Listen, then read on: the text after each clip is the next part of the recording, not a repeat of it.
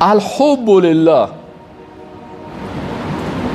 محبت به همراه یک کسی به خاطر چی داشته باشی و بغض دشمنیت هم به خاطر چی باشه؟ آیا ما همین عبادت هم میکنیم؟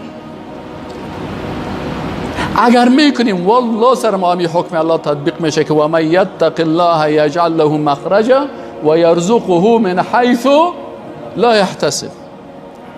اگر همین حکم است، یعنی الحب محبتت، کی رو دوست داری؟ والا من فلانی رو دوست دارم. چرا رو دوست داری؟ نه نمیگم، خیر است بگو چرا دوستش داری؟ بسیار پیسه دار است. خب این از خاطر پیسه جوست. او دیگر رو چرا دوست داری؟ والا این دیگر رو دوست دارم، ماشاءالله چه قواره زیبا داره.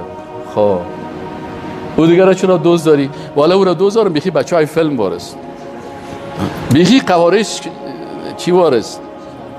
گمش شما بگید، من کلمات چیز نمیگم، به کس تبلیغ نمیکنم. خود دل شما بگوید، من نمیگم. من نمیگم. متوجه هستین؟ والا خواریش فلانیش بگو من فلانی شخص دوست دارم به خاطر که چهرهش بسیار مشابه چهره رسول الله صلی الله علیه و سلم است، ریشش مثل ریش رسول الله است صلی الله علیه و سلم، لنگیش مثل لنگی رسول الله صلی الله علیه و سلم است، لباسش لباس با سطر است مثل رسول الله صلی الله علیه و سلم، حیاش مثل حیای رسول الله صلی الله علیه و سلم، اخلاقش مثل اخلاق رسول الله صلی الله علیه و سلم است، نمازش مثل نماز رسول الله صلی الله علیه و سلم است، عقیدهش عقیده توحید رسول الله صلی الله علیه و سلم. اگر این کردی باز الله برات میگه که و من یتق الله یجعل له مخرجا و یرزقه من حیث لا یحتسب.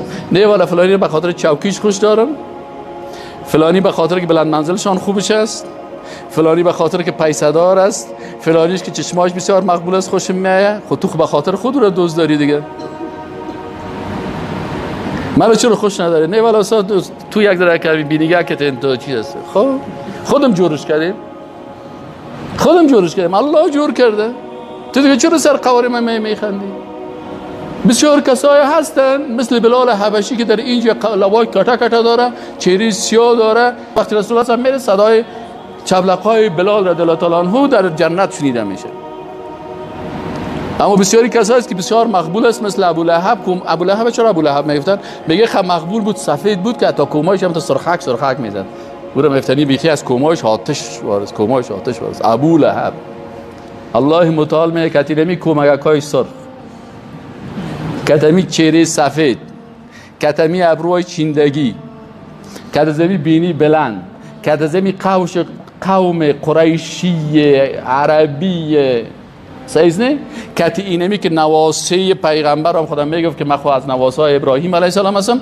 الله متعال میگه که اینمی ابو لهب با اینمی کل صفاتش با می مقبولیش سیصلا نارا ذات لهب، در تو آتش شعله‌ور داخل میشه که باز اینجا برش معلوم میشه. پس ببینین یک آیت قرآن درست بفهمید.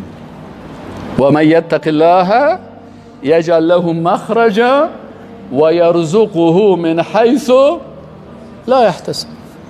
در عبادت‌های قلبی زیاد است، 18 قسم عبادت قلبی. چند قسم است؟